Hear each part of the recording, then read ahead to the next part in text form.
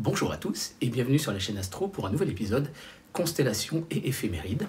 Aujourd'hui, je vous propose de parler de la constellation du Bouvier, Boudes en latin, une constellation du triangle du printemps et une constellation qui nous servira de repérage pour tous les objets du ciel profond aux alentours. Cette constellation ne possède aucun objet du catalogue de Messier et on pourrait être tenté de croire qu'il n'y a rien d'intéressant et en réalité rien n'est plus faux. En recherchant un petit peu, je vous ai trouvé une dizaine de cibles vraiment intéressantes. Et dans un deuxième temps, je vous propose de voir les éphémérides du 14 au 21 mai 2021. Et cette semaine en particulier, nous avons droit à l'élongation est de Mercure qui sera particulièrement observable depuis l'hémisphère nord. Et donc je vous propose de voir tout ça, tous les détails lunaires que nous allons pouvoir observer, bref, tout ce qu'il y a à voir cette semaine. La première partie reste permanente, la deuxième partie est temporaire, valable une semaine. Et c'est maintenant sur la chaîne Astro.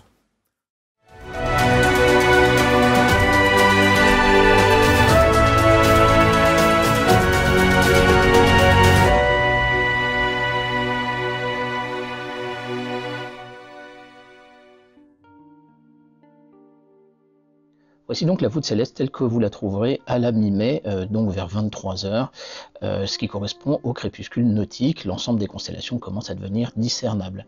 Comme nous l'avons vu la semaine dernière avec la constellation de la Vierge, eh bien la constellation du Bouvier est assez facile à trouver. Assez facile pourquoi? Puisque nous allons partir finalement de la queue de la Grande Ourse et en suivant l'arc de cercle, nous allons tomber sur Arcturus qui est l'étoile principale de la constellation du Bouvier. Alors pour nous faciliter dans notre repérage, on va passer en coordonnées équatoriales, comme ça on sera indépendant de l'heure. Vous avez remarqué que globalement la constellation était un petit peu penchée vers la gauche puisqu'elle était au sud-est, mais bien évidemment ça dépend de la période à laquelle nous l'observons. Donc cette constellation du Bouvier, eh bien on va s'en approcher et on va la découvrir un petit peu ensemble. Alors si on met les délimitations de cette constellation, donc les délimitations bien sûr de l'Union astronomique internationale, vous allez pouvoir remarquer tout de suite que finalement vous n'avez pas beaucoup d'objets du ciel profond. En réalité vous avez des objets juste aux limites, M101 dans la Grande Ourse, M102 donc dans le Dragon, et vous avez M3 qui se trouve dans la constellation des chiens de chasse, mais finalement aucun objet du catalogue de Messier. Et on serait tenté de se dire, cette constellation, elle est peu intéressante.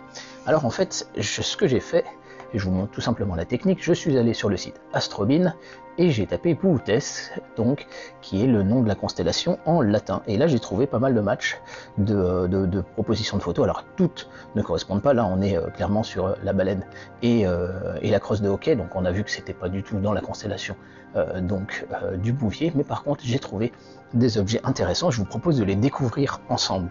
Donc ce que nous allons faire, c'est que nous allons quand même faire afficher un certain nombre d'objets, bien évidemment du ciel profond, et nous allons pouvoir voir ensemble un petit peu toutes ces petites choses là. Donc au niveau de la magnitude limite, on va déjà monter un petit peu. Alors au niveau de la magnitude limite, je vous propose de nous arrêter à 13, je pense qu'on devrait être quand même pas trop mal. Donc nous allons commencer avec un premier objet, NGC 5248, une très belle galaxie spirale qui se trouve effectivement assez basse finalement, pas loin de la constellation de la Vierge. Alors il y aura un petit exercice quand même pour aller la chercher, mais néanmoins on est là sur une galaxie effectivement très intéressante.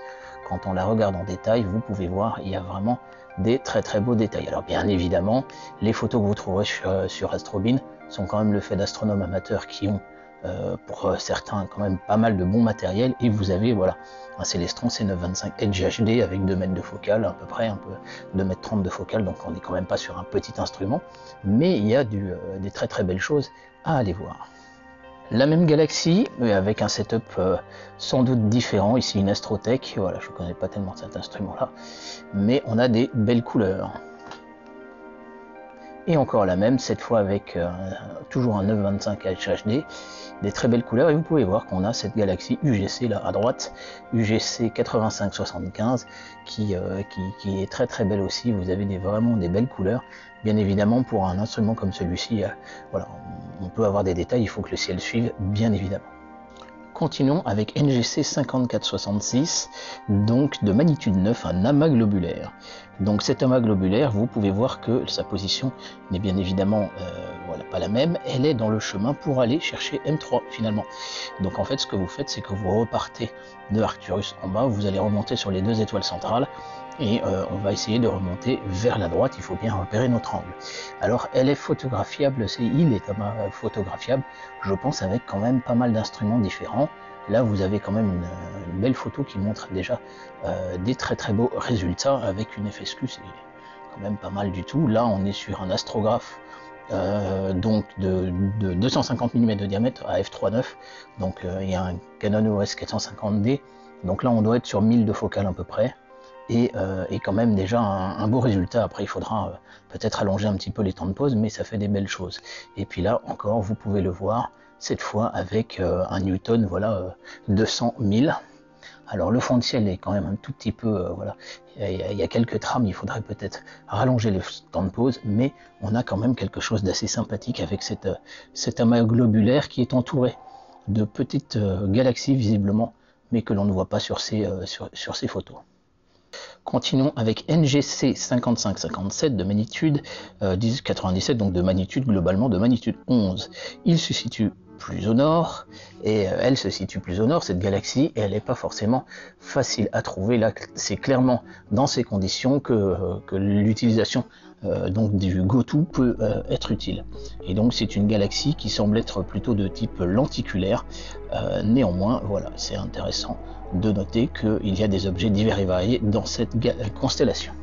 Alors on notera quand même que non loin de cette première galaxie, on en a une deuxième qui est vue par la tranche NGC 5529, elle se situe juste à côté ici, et donc en fait vous avez un champ où il y a vraiment pas mal de galaxies. Ici on a NGC 5544, voilà, avec NGC 5545, peut-être une interaction gravitationnelle entre ces deux galaxies, ou peut-être un astérisme, c'est-à-dire une illusion que ces deux galaxies sont liées l'une à l'autre, alors qu'en réalité elles n'ont aucun rapport l'une avec l'autre. En tout cas on peut remarquer qu'on a quand même un champ, voilà, là aussi on a des petites galaxies, des petites choses un petit peu diverses et variées. C'est un champ sur lequel je pense qu'il est intéressant de s'arrêter, parce que visiblement il y a quand même du monde.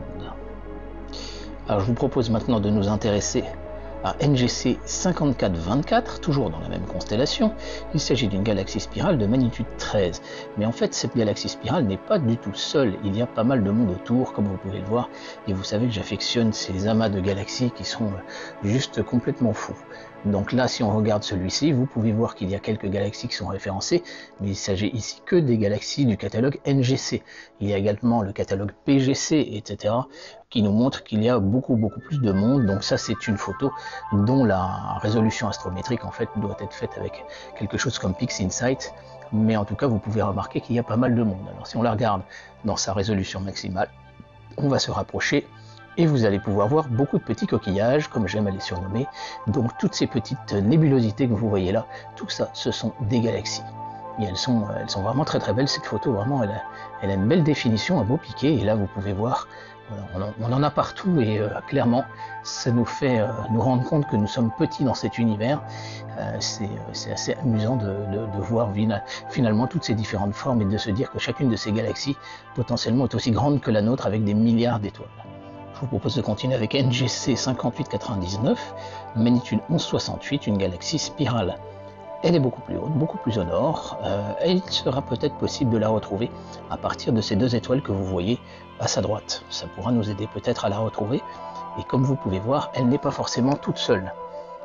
Et donc sur cette photo, on peut observer effectivement quelques détails avec la résolution maximale. Voilà, on n'a pas beaucoup plus de détails, mais c'est une galaxie qu'il conviendra de noter et éventuellement d'accrocher à votre tableau de chasse. De magnitude 13,47, je vous propose maintenant de nous intéresser à UGC 9242. Pour la trouver, ce ne sera pas finalement très difficile, puisqu'elle n'est loin de cette étoile blanche que vous pouvez voir. Après, il suffira de cadrer. Par contre, on est là face à une galaxie vraiment vue par la tranche, très fine, qui pourrait nous donner quelque chose d'assez intéressant. On va regarder ensemble ce que ça donne en résolution maximale. Et vous pouvez voir qu'on a, je pense que c'est une galaxie encore plus fine finalement en proportion que la galaxie de l'Aiguille que nous avons vue il y a quelques semaines. Et comme vous pouvez le voir, elle est entourée de plein d'autres toutes petites galaxies.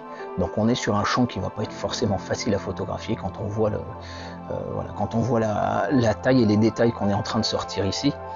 Donc si on revient en arrière, on va regarder quand même l'instrument qui a été utilisé pour faire cette photo, parce que je pense que c'est voilà, Celestron Edge 11, voilà, un C11, avec une ASI 1600, donc il y a quand même du travail là pour cette cible, mais qui est très intéressante. Alors je vous propose de continuer avec une cible qui va être assez difficile à trouver. Jacobi 1 est visiblement une nébuleuse planétaire, visiblement très peu lumineuse, et malheureusement elle n'est pas référencée en Sky Safari. Donc quand je remets les coordonnées qu'on trouve ici, 15h21 minutes et 46 secondes et plus 52 degrés et 22 minutes 4 secondes, donc à peu près je ne trouve absolument rien dans Sky Safari, et sans doute même en poussant en fait donc la luminosité, on va essayer ensemble et vous allez voir qu'on va pas forcément trouver grand chose. Donc là on va mettre le maximum et vous voyez que on ne trouve pas, voilà, on trouve des symboles de galaxies mais pas de nébuleuse planétaire. Donc cette très belle nébuleuse planétaire, il faudra la chercher aux coordonnées, un peu à l'aveugle. Je vous ai donné les références, mais vous pouvez voir que elle est vraiment splendide, et apparemment elle a été sacrée image du jour sur Astrobin, et c'est amplement mérité, parce qu'on a quand même quelque chose d'assez balèze là, comme prise de vue. Vous pouvez voir des petites nébulosités autour, qui sont sans doute les galaxies qu'il peut y avoir dans cette zone, mais c'est bien évidemment difficile de l'affirmer. Donc un petit défi pour les plus acharnés d'entre vous. Je vous propose de continuer avec NGC 5829 ou ARP 42 ou aussi Ixon 73. Et donc il s'agit là d'une galaxie spirale de magnitude 1339.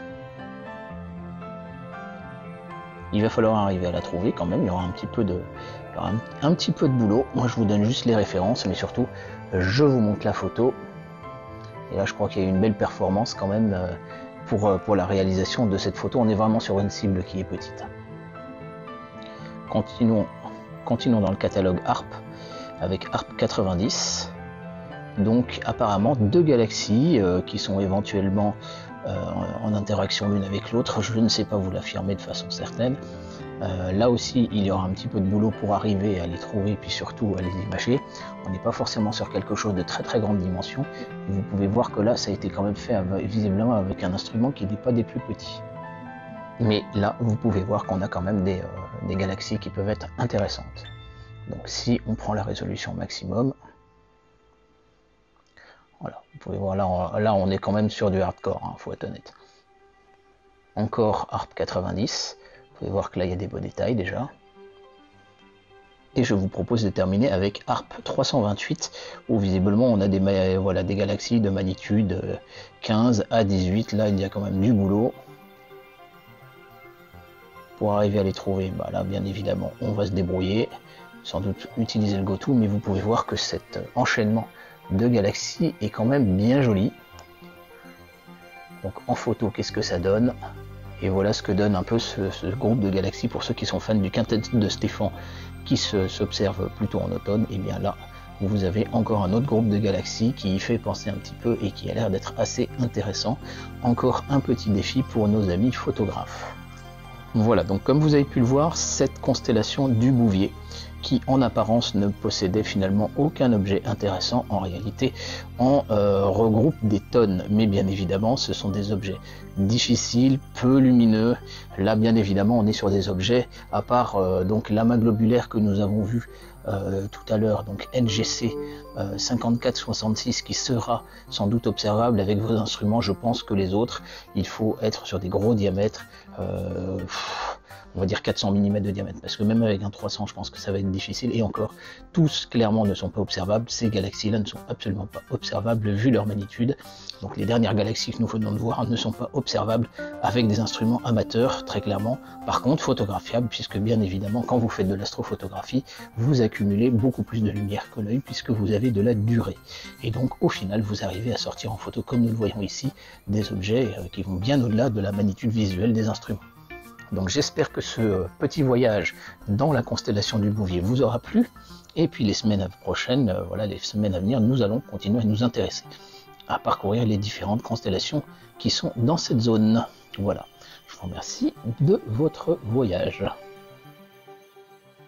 Voilà, j'espère que cette première partie permanente, donc concernant la constellation du Bouvier, vous aura plu. Si vous êtes encore sur la semaine du 14 au 21 mai 2021, je vous invite à rester pour les éphémérides. Et en revanche, bien évidemment, si vous êtes au-delà de cette date, vous pouvez stopper votre visualisation ici. N'oubliez pas de laisser un petit mot dans l'espace commentaire, de vous abonner si ce n'est déjà fait et de partager cet épisode autour de vous. Ça permet de soutenir la chaîne et de continuer à grandir. Je vous remercie et je vous souhaite une bonne journée. Alors bienvenue dans cette deuxième partie de l'épisode concernant les éphémérides du 14 au 21 mai 2021. Il y a pas mal de choses intéressantes cette semaine et je vous propose de regarder le programme ensemble.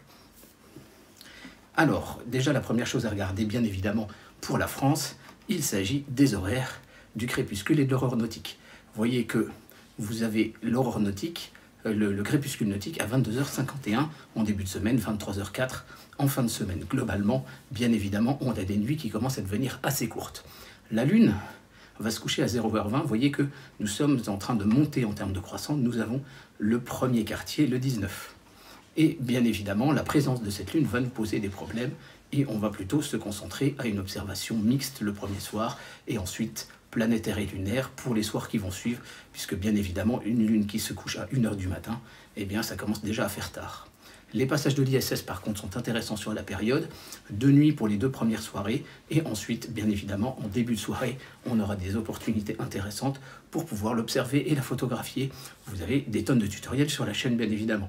Donc, si on regarde ensemble les différents passages de la Lune, là c'est pour Paris, je vous renvoie au site Heaven Above, mais surtout à mes 3 tutoriels. Certains le font avec un simple appareil photo numérique, un gros téléobjectif. Il y a en fait plein de façons de pouvoir le faire. Si vous avez un mode vidéo, je vous recommande quand même d'utiliser le Clear Image Zoom pour les appareils photo Sony, c'est-à-dire d'avoir 1 pixel de votre capteur vers 1 pixel de l'image vidéo finale, et si possible en 4K. Ça vous permettra d'exploiter le maximum la résolution, et le fait d'avoir un film vous permettra d'avoir bien évidemment plus de frames que si vous faites simplement des photos. N'oubliez pas que si vous avez un télescope Newton, je vous conseille d'avoir un correcteur de coma pour être bien certain d'avoir une image nette sur les bords. Ça ne pardonne pas concernant l'ISS, bien évidemment.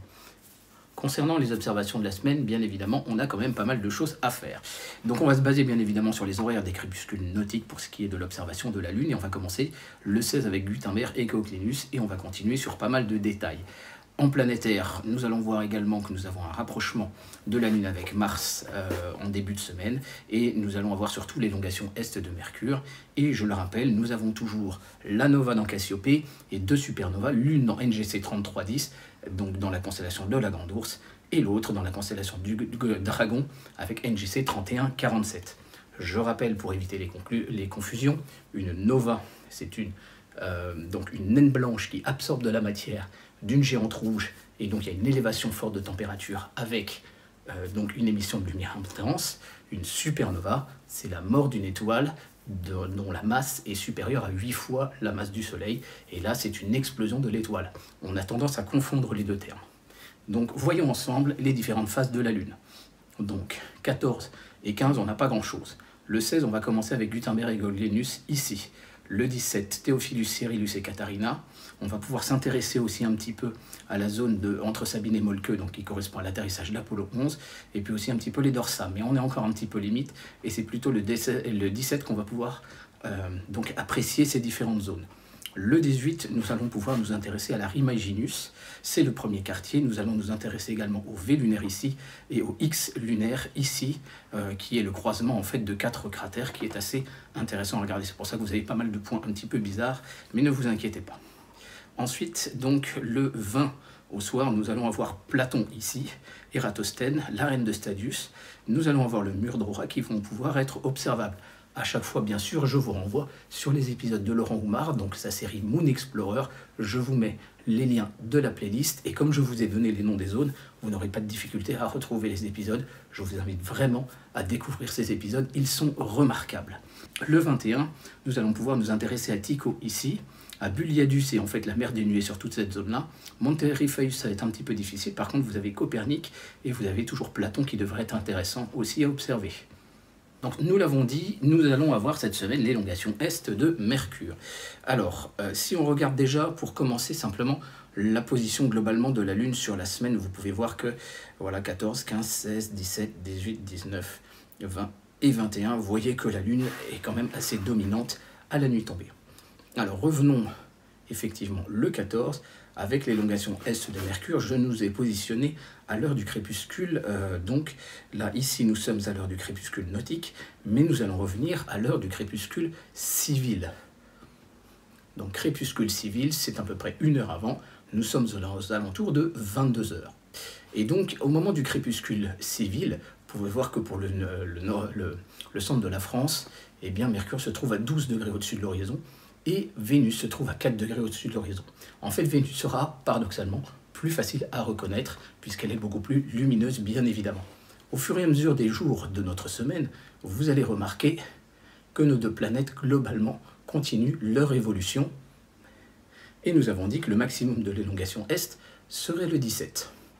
Et vous voyez qu'en fait, Mercure est en train donc, de se déplacer au fur et à mesure, et nous aurons droit à une jolie conjonction aux alentours du 28, c'est ce que je vous montre là, 28 et le 29 éventuellement. Donc pour observer cette élongation, la première chose c'est de repérer l'endroit où le soleil se couche, puisque finalement vous avez cette ligne-là, caractéristique donc globalement de l'écliptique, et globalement finalement d'une déclinaison, d'une ligne de déclinaison égale. Alors l'écliptique sera un petit peu plus incliné, nous sommes au printemps. Vous pouvez prendre une paire de jumelles, ou un chercheur tout simplement, et en regardant, une fois que le soleil est couché bien évidemment, vous allez pouvoir rechercher vos 2 planètes. Au moment où le soleil est à 6 degrés en dessous de l'horizon, c'est le crépuscule civil, elle commence à devenir suffisamment contrastée vis-à-vis du fond de ciel pour pouvoir être vue justement avec un petit instrument d'optique. Et là vous pouvez photographier avec un objectif, ici le Samyang 135 sur le Sony A7S. Il n'y a pas besoin d'énormément de focale parce que les 2 planètes sont quand même assez éloignées. Je peux vous montrer donc 2 photos. La première est une photo donc, que j'ai faite donc cette semaine tout simplement avec Vénus qui se situe ici, donc très basse, et Mercure beaucoup plus haute. Ça correspond à peu près à la situation que nous avons vue. Et la deuxième est faite par Jean-Baptiste Feldman, avec ici, a priori, donc Mercure et un croissant lunaire. Il a fait ça donc cette semaine. Et Vénus était beaucoup plus basse, mais vous voyez que Mercure, malgré quand même, finalement, un petit peu la végétation, on arrive à la voir. Elle est vraiment très favorable à observer actuellement. Et je vous renvoie à mon épisode sur l'observation de Mercure.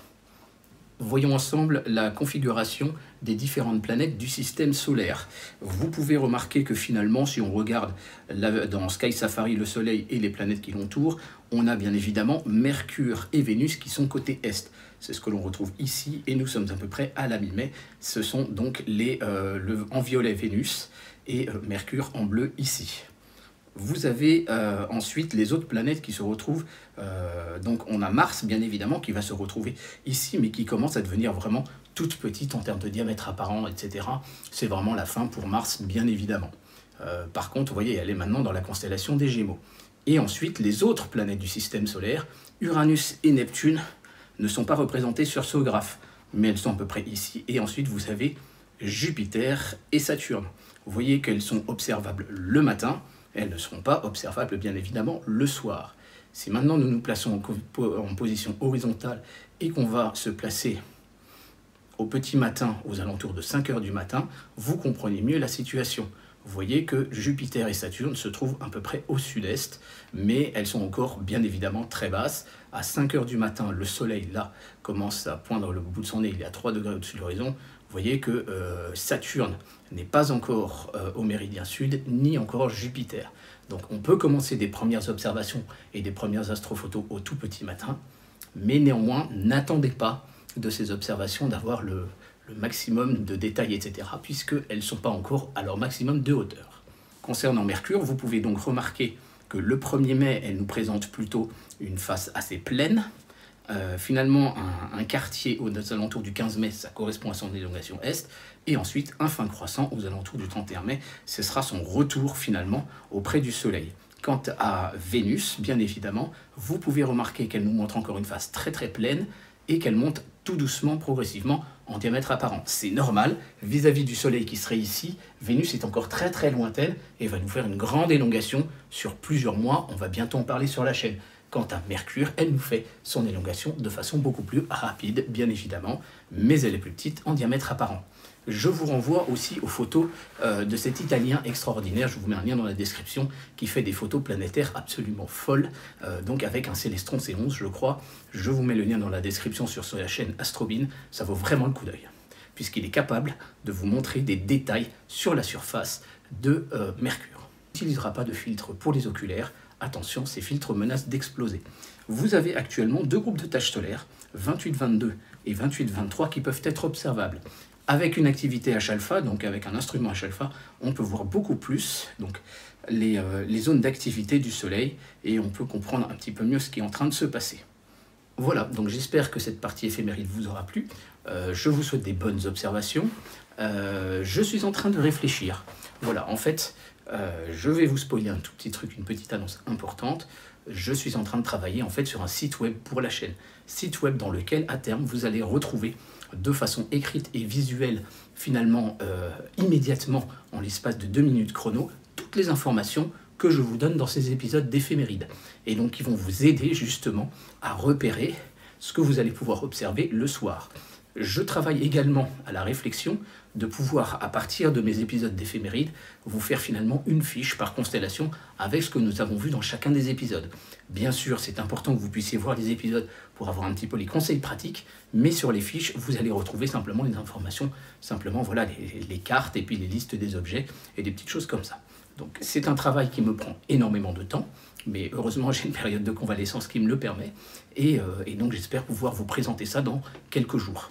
Voilà, les éphémérides, c'est important, c'est quelque chose qui se fait en temps réel au fil de l'eau. Je n'enregistre pas mes épisodes d'éphémérides trop à l'avance, tout simplement parce que si vous avez justement une nova, une supernova ou une comète qui arrive ou autre événement quand même un peu spectaculaire, et bien si c'est enregistré à l'avance, on passe à côté. Donc les éphémérides, c'est quelque chose qui se consulte en temps réel. Et j'insiste sur cet aspect-là parce que sinon on passe à côté. Neowise par exemple, quand on était en janvier 2020, personne ne savait que Neowise allait être aussi spectaculaire. C'est tout aussi simple que ça. Voilà, donc je vous remercie de votre attention. Je vous dis à très bientôt sur la chaîne Astro, logiquement dimanche matin, pour un nouvel épisode. Merci, au revoir.